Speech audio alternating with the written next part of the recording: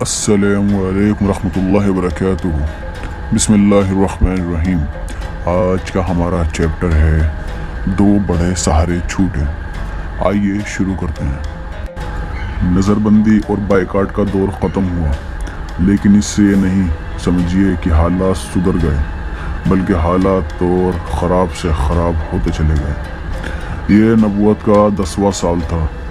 اس سال سب سے پہلا حادثہ یہ ہوا کہ حضرت علی رضی اللہ عنہ کے والد ابو طالب کی وفات ہو گئی۔ اس طرح وہ ایک ظاہری سہارا بھی چھن گیا جو حضور صلی اللہ علیہ وسلم کو اپنی پناہ میں دشمنوں کے لیے آخری دم تک آپ پر ہاتھ اٹھانے میں رکاوٹ بنا رہا۔ اسی سال حضور صلی اللہ علیہ وسلم کو دوسرا صدمہ حضرت خدیجہ رضی اللہ عنہا کے انتقال کا اٹھانا پڑا۔ حضرت خدیجہ رضی اللہ عنہا صرف آپ کی بیوی ہی نہیں تھی، بلکہ سب سے پہلے ایمان لانے والوں میں سے بھی تھی۔ انہوں نے اسلام سے پہلے بھی اور اسلام کی دعوت و تبلیغ کے ہر مرحلے میں بھی حضور صلی اللہ علیہ وسلم کا پورا ساتھ دے کر جیون ساتھی ہونے کا واقعی حق ادا کر دیا۔ مال بھی خرچ کیا، تسلیہ بھی دی، مشورے بھی دیے اور بھرپور مدد بھی کی۔ صحیح ہی کہا گیا ہے کہ وہ حضور صلی اللہ علیہ وسلم کے لیے وزیر تھی۔ ایک کے بعد ایک دو صدمے حضور صلی اللہ علیہ وسلم کو سہنے پڑے، اور دوسری طرف ان ظاہری سہاروں کے ہٹ جانے سے مخالفت کا طوفان اور زیادہ چڑھاؤ پر آ گیا۔ اب تو گویا موجیں سر سے گزرنے لگی، پر شاید اللہ یہی چاہتا تھا کہ سچائی اپنا راستہ خود بنائے، سچائی اپنی حفاظت خود کرے، سچائی اپنے لیے خود ہی ایک سہارا ثابت ہو، اور وہی ہوا۔ اب قریش انتہائی ذلیل حرکتوں پر اتر آئے تھے۔ لونڈی کے جھنڈ پیچھے لگا دیے جاتے جو شور مچاتے، اور حضور صلی اللہ علیہ وسلم کو نماز پڑھتے تو وہ تالیاں پیٹتے۔ راستہ چلتے ہوئے حضور صلی اللہ علیہ وسلم پر گندگی پھینک دی جاتی، دروازے کے سامنے کانٹے بچھائے جاتے، کبھی گالی دی جاتی تو کبھی ظلم کے ہاتھ لمبے کر دیے جاتے، کھلم کھلا بد زبانی کی جاتی، آپ کے مبارک چہرے پر مٹی پھینک دی جاتی، بلکہ کچھ بدتمیز اپنی انتہا تک پہنچ گئے تھے کہ آپ کے مبارک روشن چہرے پر تھوک دیتے۔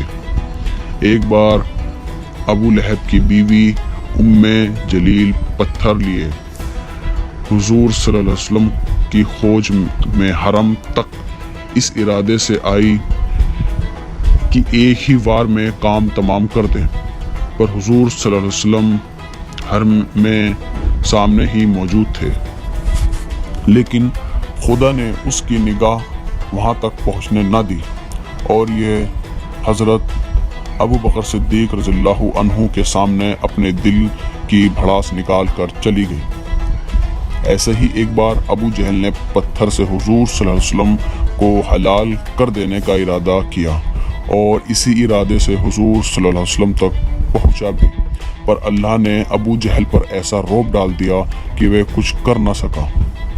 ایک بار تو دشمنوں کا جھنڈ آپ پر ٹوٹ پڑا، آپ کو سخت تکلیف پہنچائی۔ واقعہ کچھ یوں ہے کہ دشمن بیٹھے یہی ذکر کر رہے تھے کہ اس شخص محمد صلی اللہ علیہ وسلم کے معاملے میں ہم نے جو کچھ برداشت کیا ہے اس کی مثال نہیں ملتی۔ اسی بیچ حضور صلی اللہ علیہ وسلم تشریف لائے۔ ان لوگوں نے پوچھا کہ کیا تم ہی ہو جو اللہ کا پیغام کھلے طور پر دیتا ہے؟ حضور صلی اللہ علیہ وسلم نے پوری ہمت کے ساتھ فرمایا، ہاں میں ہی ہوں جو یہ کہتا ہے۔ بس یہ کہنا تھا کہ چاروں اور سے دھاوا بول دیا گیا۔ عبداللہ بن عمرو بن عاص کا بیان ہے کہ قریش کی طرف سے اس سے بڑھ کر حضور صلی اللہ علیہ وسلم پر कोई बड़ा जुल्म मैंने नहीं देखा।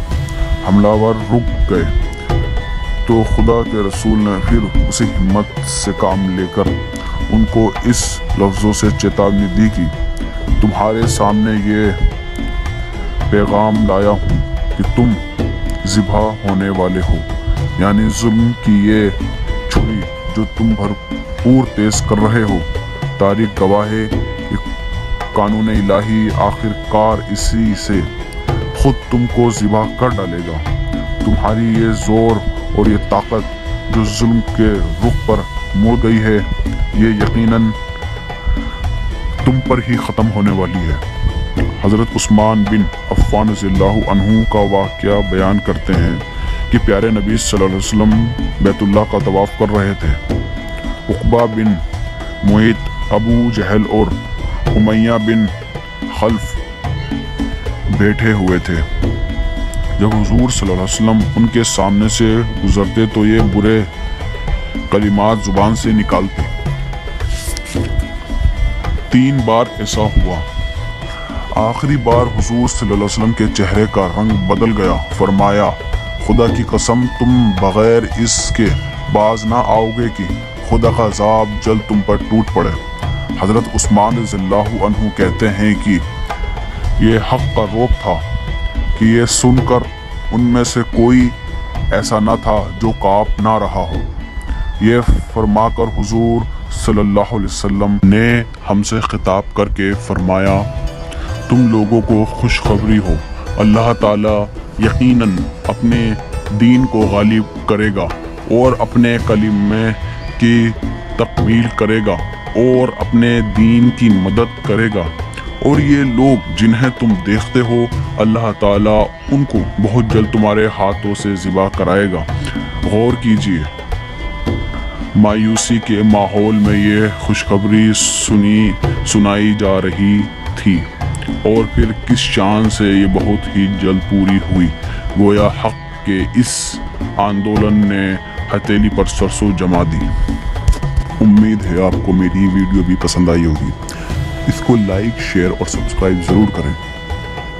इंशाल्लाह अगली वीडियो में आपसे फिर मुलाकात होगी। अपना ख्याल रखिएगा। अल्लाह हाफिज़।